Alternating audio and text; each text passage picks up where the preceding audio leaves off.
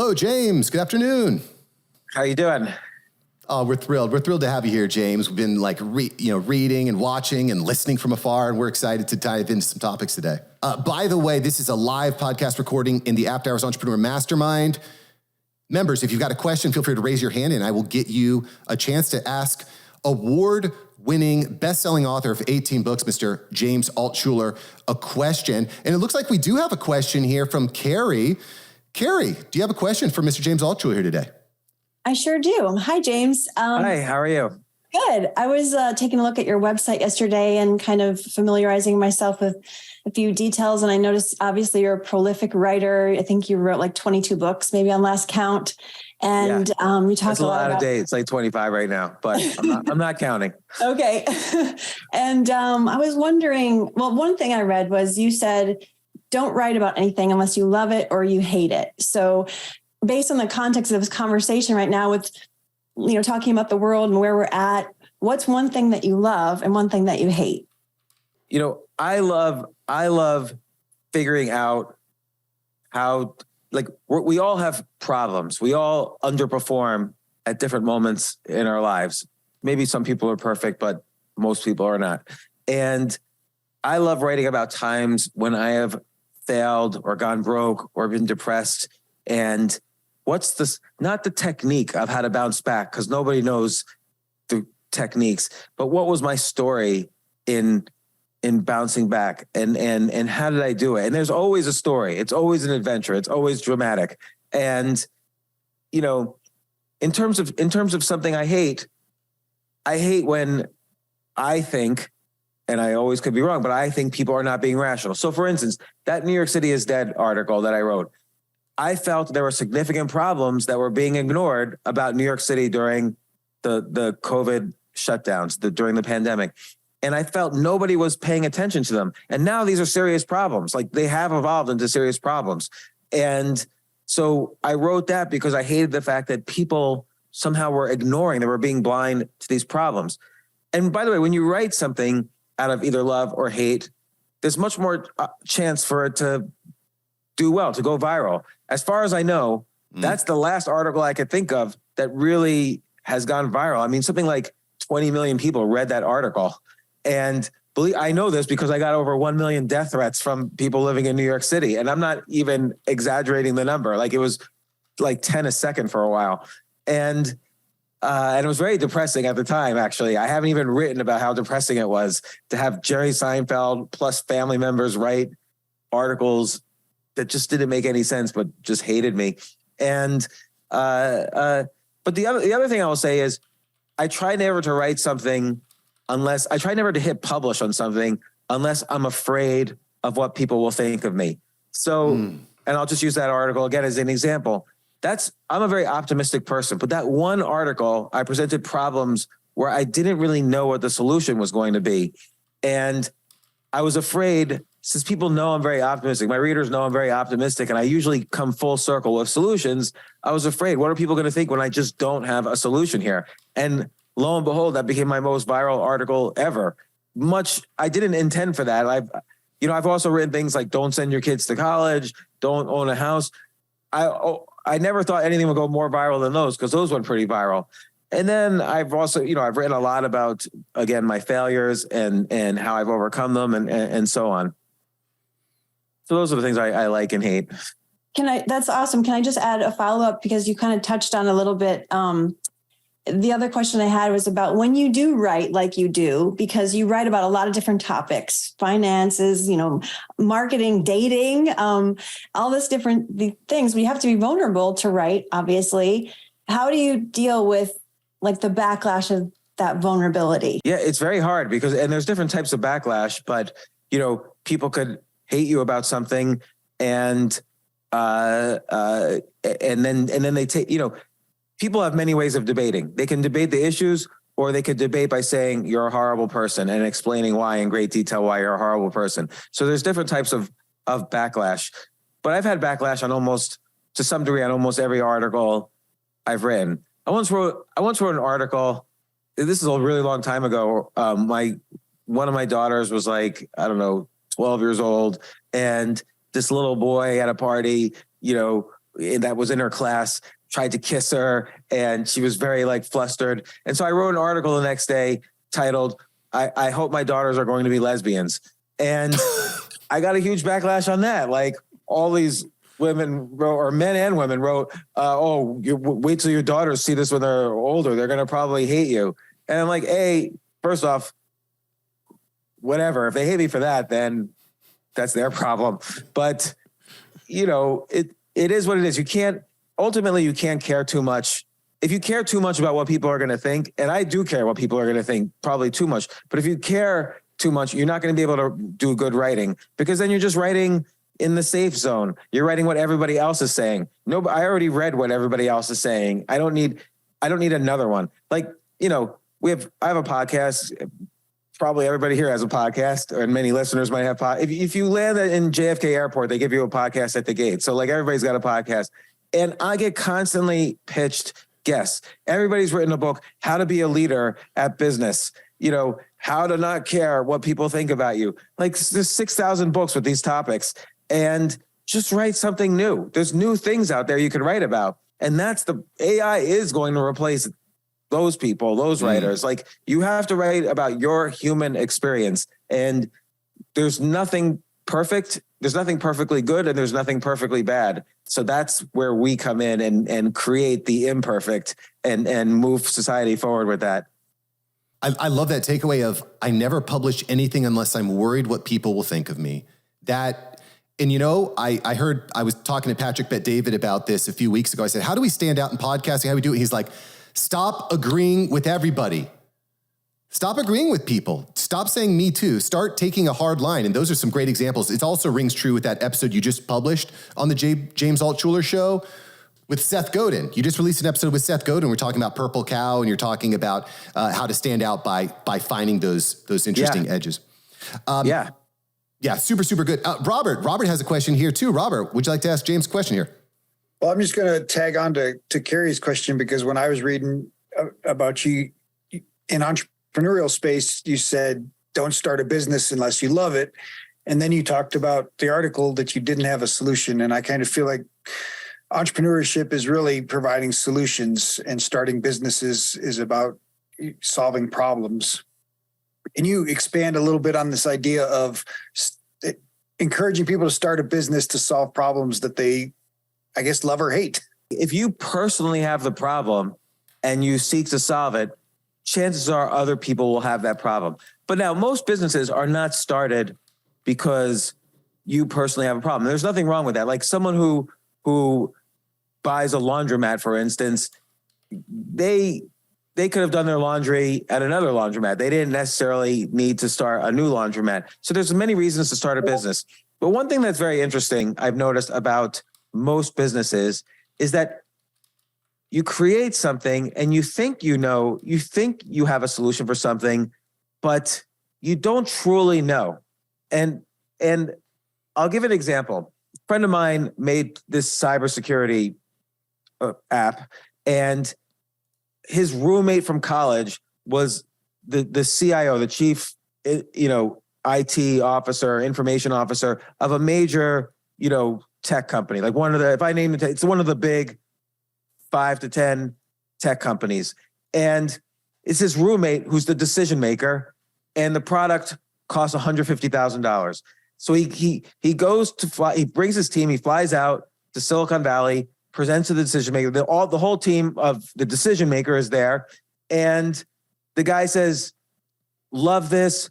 This would save us $40 million a year. And you're saying it only costs $150,000. We're in. If you just add these 1, 2, 3 features, we are in. We're buying this. And so my friend said, oh, this is amazing. It's my friend from college. He has a huge budget. And he said, yes. So my friend goes out, raises money for his business, finishes the product, goes back to the company, and the guy's like, oh, maybe not this year, but next year. And of course, the guy never buys it because maybe he has other things to do with the money that solve $50 million problems.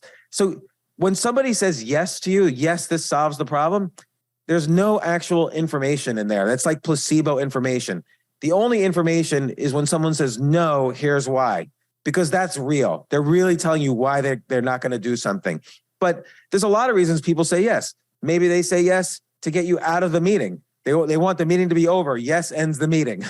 That might be the only reason they say yes. Maybe they say yes because they don't know. They haven't really thought about what other opportunities they have. Maybe they say yes because they think this is cool, but it doesn't really solve their biggest problem. So, but no means something. So if you have a site and you realize, oh, not as many people are using this website as I thought, find out what, and everyone's telling, my mother is telling me this is a great website and all the other people are telling me this is great. Find someone who doesn't use the website and why they don't use it. That's your real problems that you have to solve. Let's say you want to write a book, okay? Let's say you want to write a book about leadership. Look at the top 20 books about leadership on Amazon and look at the negative reviews. This tells you what none of the authors are saying. Readers are happy to tell you what you have not given them. And that's how you can figure out new topics for books, for instance, and, and so on. So yes, you can find a solution, but sometimes it takes a while. Like Google had a solution for something, but it took them a good 5 years to figure out what it was they had the solution for. They had a better advertising solution than any other search engine. I didn't care about their search engine results. It didn't seem to me any better or worse than Alta Vista, but Google figured out how to be a better solution for advertisers. I love that idea of being able to find the no's. That to me is the worst. I hate this. Do any of y'all ever get this where someone reaches out to you and say, hey, I love what you're doing. You're showing up all the time. You look so great, but what do you do? Yeah. Has anyone ever gotten that before? That is the worst. That is the worst. Like, there's nothing worse than someone reaching out, giving you a compliment, and then asking what it is you actually do. That's the worst. So anyway, that's really, really, I think, sound advice. I have another question for you, James. I don't want to monopolize the stage, but I have another question I think is really important, something I'm thinking about. You've written 25 books, multiple bestsellers. Bucket list for me is writing a book. I want to write a book. It's on my bucket list.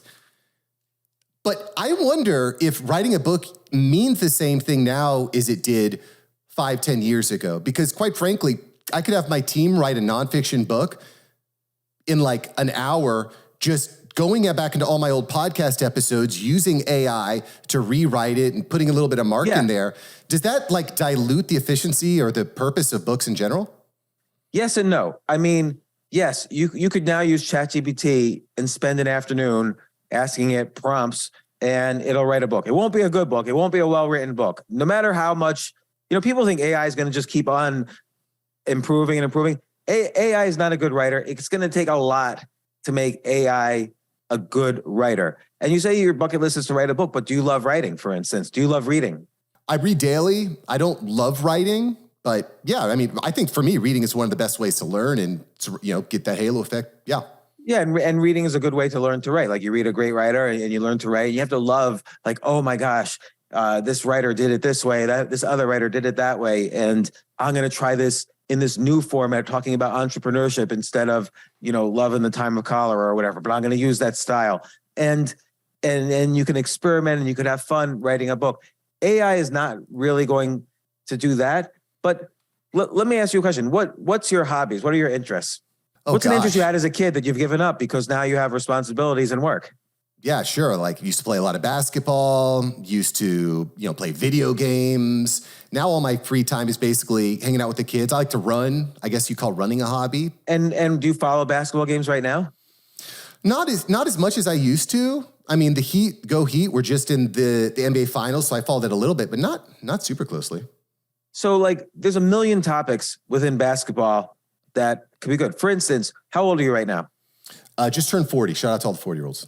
Right, you don't look 40. So, what if you wanted to play basketball right now? How would you go play basketball? Oh, I'd crush it. I'd go to the local pickup spot. I would start draining threes from downtown, and I'd be like, who wants the new Steph Curry on their squad, right? Who could crush you if you were to play in what court would you be crushed? In what street court would you be crushed? Oh gosh. Probably, just honestly going down and then playing with the 18 and 22-year-olds, I'd probably have a rough time in the second round. And what would it take for you to be as good as them? What kind of work would you have to do to be as good as them? To be as good as you once were? Well, I'd probably need Elon to continue to iterate from Neuralink to Neuralegs. I think that would be a good start, But I bet you with the right training and the right focus and determination, you could be as good a basketball player as maybe not the best 18-year-old, but like you could get competitive. And that would be a journey. That would be an adventure. That would be the arc of the hero. Like you'd be reluctant to do it. Nobody in your family would be supportive. Your friends would say, you're crazy. Why don't you just keep making money? What are you going to spend 5 hours a day training for basketball when you're 40 years old? But you'll meet your allies along the way, and you'll meet the 18-year-olds who will crush you and laugh at you. So more and more enemies. And then finally, hopefully, you'll hit bottom first, and then hopefully you'll achieve your dream, your goal of like coming back to the basketball court and pursuing what you loved as a child. That's a book about basketball. That's a story. AI can't write that story. And, I'm just making that up. There's a million stories out there. What's the history of the shortest basketball players in history?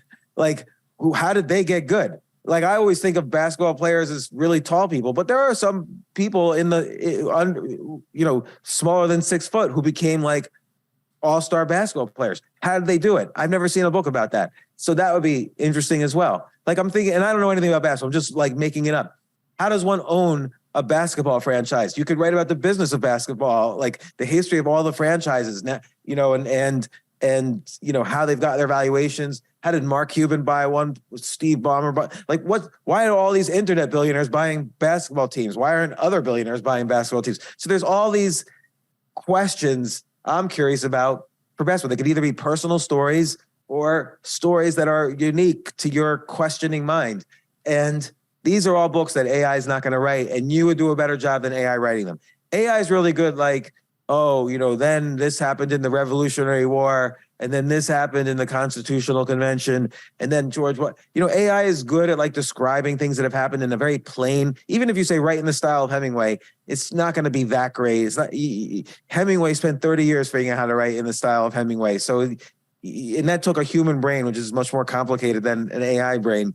And so, again, the AI is just statistics. It's like, a Hemingway story, if it starts with these 3 words, then this is the next word. So it's not going to be a great writer. So loving writing, loving basketball, figuring out stories you could tell within that is going to be an incredible book.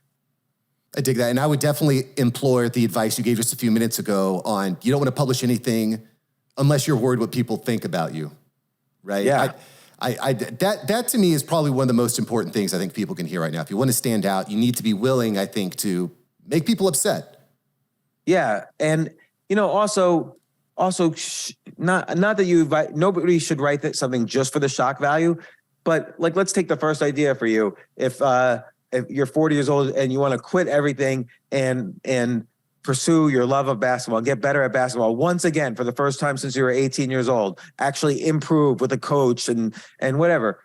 That's a little bit like of a shocking kind of story. Like nobody does that as an adult, and you have to make sacrifices to do that. And you might be afraid because maybe people close to you will say, I thought he was going to be an entrepreneur or this or that. Instead, he's just playing basketball, something frivolous. So there's a little bit of fear there. That reminds me of the Arnold movie on Netflix right now. Best bodybuilder in the world, decides he's going to be an actor, and then his phone goes dead for 5 years. But the hero arc, like you said, which if you haven't watched that Netflix documentary, highly recommend. Great, very good. Very good. Yeah, that happens to a lot of actors. Like Henry Winkler, who played, I don't know if you remember, played the Fonz on the TV show Happy Days in the 70s. Even Paul McCartney said Henry Winkler is the most famous person on the planet. Paul McCartney said that in 1977. And then Happy Days, the TV show, ended, and Henry Winkler couldn't get a job for 8 years because he was typecast. Same thing with William Shatner. He was typecast. He was living out of a trailer before the Star Trek movies came out, and he kind of came back. So it's hard. Everything's hard. Life is hard. And writing about your little corner of that difficulty is always an interesting story. Brilliant, brilliant. And of course, you can listen to James' interview with William Shatner on the James Altucher show, and every podcast and YouTube platform that you like. I'll put links below to make it super easy. James, where's the best place for us to find you if we want to get more James in our life? I guess my podcast or my book, Choose Yourself, or my book, Skip the Line. Those are my 2 favorite books that I've written. Yeah, that's it. The James Altucher Show. You can find me on Twitter too.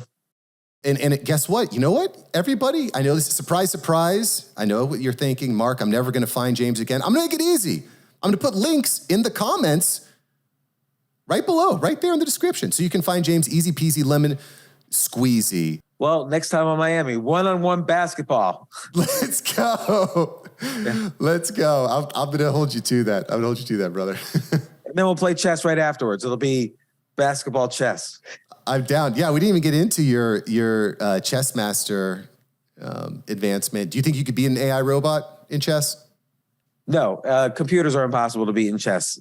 And I know this because I worked on the first computer that beat Garry Kasparov in 1997, who was the world chess champion at the time. Wow. And it's humans were never, computers were, ever since that moment, were always better than humans. Well, hopefully, Elon, you give us the Neuralink so we can beat the humans in chess. Please help us. Help save us from ourselves. I think Neuralink, if it fully, the full Neuralink, which is not going to be anytime soon, but let's say 20 years from now, that will end chess as a game because then it's all computers. Yeah, that's kind of scary that we can't even play games with each other. Like my daughter will be crushing me in Uno, finally. Or even poker, like poker, backgammon, anything that relies on statistics or like sheer calculation, computers are just better at. Yeah, the Neuralink thing is crazy, is really crazy. I don't want to hold you here, but if you want to give me a hot take on Neuralink, I'd love to ask while you're here, I think right now it's what they're testing is for disabled people because, let's send a signal to the specific neurons that move the arm. And so it'll move like the prosthetic arm that somebody might have. But to actually like access the internet and retrieve the information and see the information and know the information, I don't think they're anywhere close. We don't even know how the brain works really. So they're nowhere close to figuring that out yet. So that's a relief because I do think Neuralink is more of an existential threat. Like you're thinking about AI, I think Neuralink, it really is an existential threat to big chunks of what we love about being human. So, that I'm a little pessimistic about that, but I hope it doesn't happen anytime soon. Because I like playing chess. I want to play chess against someone with a computer in their head. Then it would be pointless. Yeah, well, it strikes me that assuming Neuralink does what it probably could do, you're not going to be replaced by AI. You're going to be replaced by someone that's using AI. Same concept. You're not going to be replaced by Neuralink. Someone using Neuralink is just going to be much better than you. And you're going to have basically two types of humans with Neuralink and humans without Neuralink. And I don't see how you could possibly compete. Yeah, you can't. It's, again, like competing in chess against a computer. There's no way. Like, if the world chess champion played a computer 100-game match, he would lose 100 games to 0. So, or maybe he would draw once, 99.5 to 1/2. I'm all for solving problems, but I agree with James here on keeping our humanity. Humanity is important thing to take sacred, hold sacred, I think. Yeah. Yeah. No, chess obviously a great game, and hopefully one day we'll beat the robots. I don't know. We'll see. That'll be impossible unless we have Neuralink. Fair enough. Well, once again, thanks to everybody for being here. It's always a pleasure hosting these events. And James, just glad to be connected, be on your radar. I look forward to meeting you in person someday. Well, thanks so much, you guys. Nice meeting everybody. Thank you. Boom, boom, boom. Awesome. Well, James, I really appreciate your time. Thank you so much for being here. This was awesome. I really appreciate you guys asking me on. It's really fun. Really great questions, great stuff from people listening, and I really appreciate it. I enjoy these. No, you killed it. Great thought leader, and I feel like we just scraped the surface. Well, thanks so much, you guys. Nice meeting everybody. Thank you. Thanks, James. Many blessings, brother. Thanks for being here. Thanks.